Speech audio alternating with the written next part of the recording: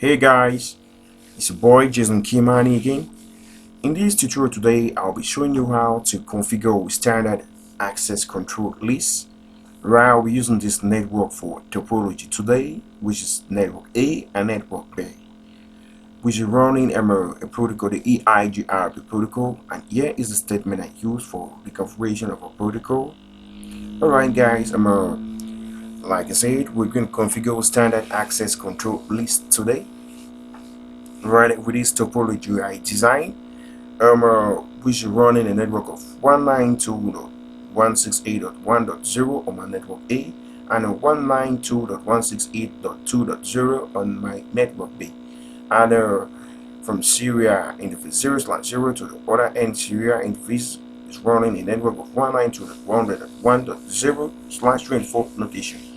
Alright guys, we have standard and extended access control list. With standard access control list, which runs a tremendous number beginning from 1 to 99. So this implies we create any access list beginning from 1 to 99. It is always applied on the closest destination.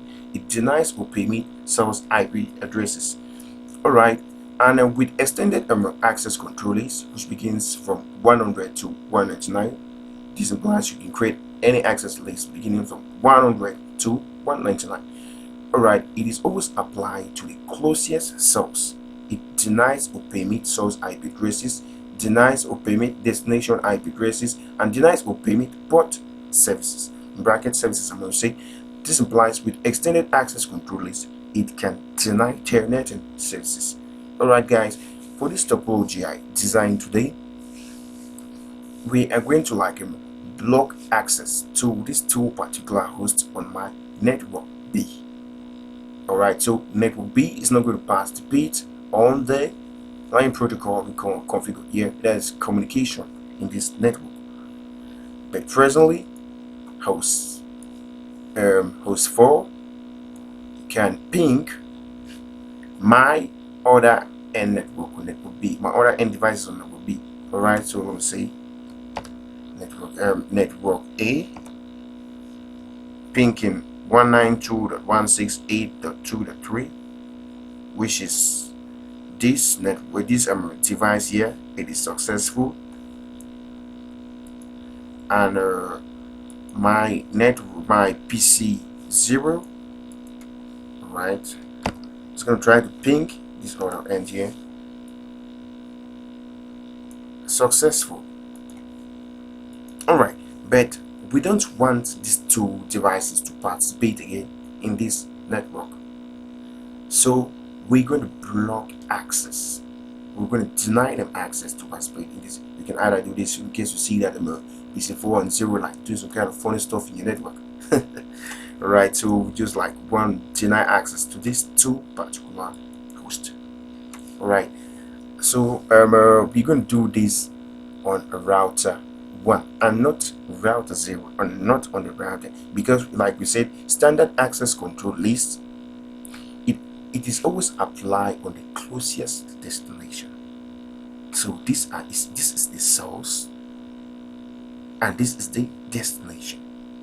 Right, so let me see, if a packet is like leaving from here to here, goes like that, boom, it's gonna stop here, because we're going to use our interface fast internet 0/0 as the outbound.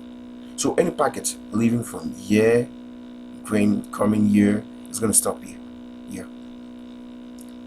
This man is going to say, no, I don't know you, go back where you're coming from. Alright guys, so we're going to use a router 1 so as to do that. Alright, I'm not going to do basic configuration. I'm just going to go directly straight forward to a configuration. So I'm going to create an access list. Access list 1 automatically is going to deny access to 192.168.1.2. Then I give the wildcard max 0.0.0.0. Alright guys, let me tell you something. Should in case we wanted to deny access to the whole of this network, to the whole the whole of this network here, the command could look like this: .0 ycamax of 0.0.0.0 now .255 here. But since we want to deny access to some particular group of hosts, we're going to assign it statically. So this is .2 0.0.0.0, and then next was this .3 here. Follow myself here, 1.3 0.0.0.0. Alright, next statement I'm going to use is like my router should permit any other host apart from these two. So the access list 1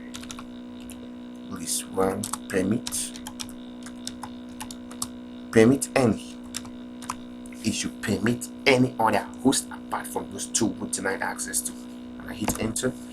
Alright, now since I want to make my router know its outbound interface, so we should say this interface fast internet 0/0 here.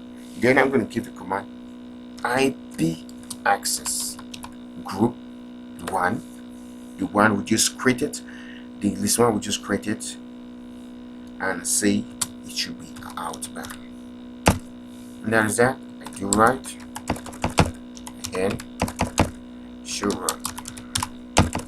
Alright, see, access list 1 denied host 1.2 and 1.3, and the next statement is it has permitted any other host on a network.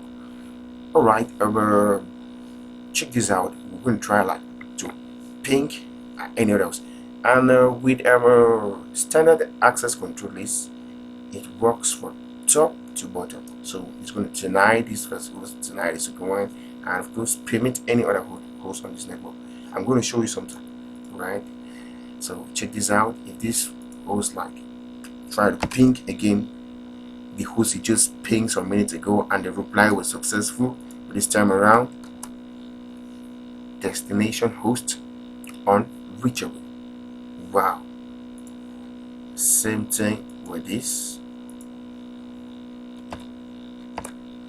destination host unreachable. Alright, so the packets moves from here to here to here. Here, when it gets here, it passes. But when it passes here, this interface, oh, I don't know. Go back where you coming from. Alright, guys. Then now check this out. Like I said, we could still use this statement: access list 1 deny host. You give the host IP address. It could still work. Alright, but since we've already permitted any other host in this network, so in case we want to like try to deny access to any other host, it won't work. Check this out. This host has been permitted, so we're gonna deny him access. Alright, 15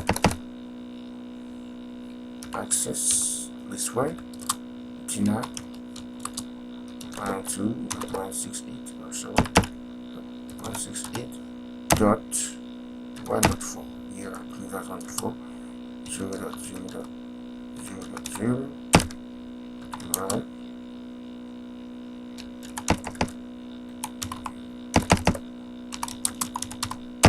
Alright, check this out. Access list 1 as deny 1.3, deny 1.2 and 1.3, and has permitted any others. So access list 1 has also decided to deny host 192.168.1.4. It won't work. Why? Access standard control is work from top to bottom. Alright, the fact that any other host access list 1 has permitted after denying access to 2 different hosts, it has decided now to permit any other host in this network. So this other host that has followed, that has been denied access, it won't work. Why? Because the statement that the router has used, it has permitted any access to any other host that falls behind, that comes behind. I'm gonna say here. So access list 1 denying host 192.168.1.4, it won't work. Check this out. So if this particular host try to like communicate with network B, this won't work. Why? Because the statement we use after denying access to this PC and this other one was permitting any other PC in the network. So if this PC try ping, here it is pinging, this PC is pinging this PC5 here on network B. Reply successful. Here the reply is successful. Why? Because the statement here, the statement we use here is permitting any other host found in this network that it should be able to communicate. So this man coming here just like wasting time. So as to do that, we just simply to write everything just like you give the command no access list 1. Here you give the command no access list 1 automatically. Like you see, let me just show you how to do it. See, I say no access list 1. I do right.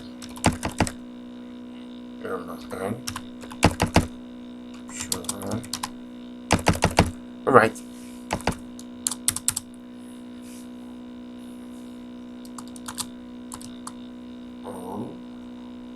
See, we got no access list.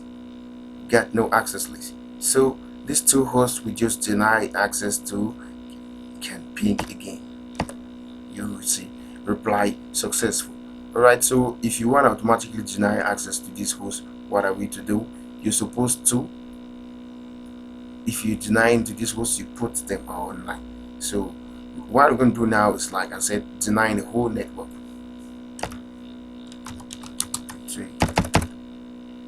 Access. We're going to try to use list 2 now. Deny. Oh, sorry. So we deny the whole of this network. 192.168.0.255. That is that. And I do right. And on my interface, 0/0 IP access group 2. Now we'll just create a tree out now. Do right. And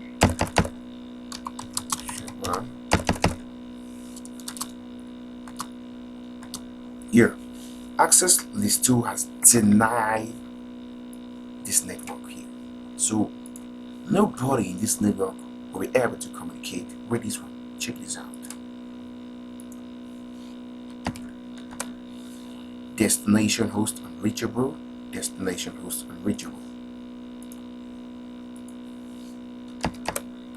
Destination host unreachable. Oh.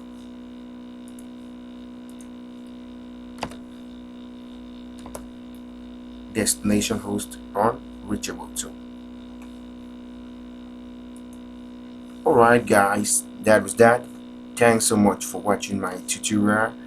You could always contact me on Jayson Kymani.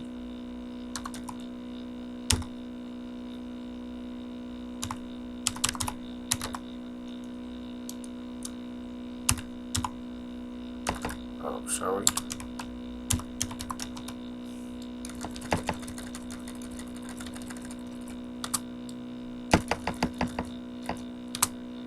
Here, Jayson Kymani. On Facebook. Here. Thanks so much for watching my tutorial. You could get me on my cell phone +23775 2847. 170. Alright, thanks so much for watching my tutorials. On my next tutorial, like I said, I'll be showing you how to configure the extended access control list. Thanks so much for watching.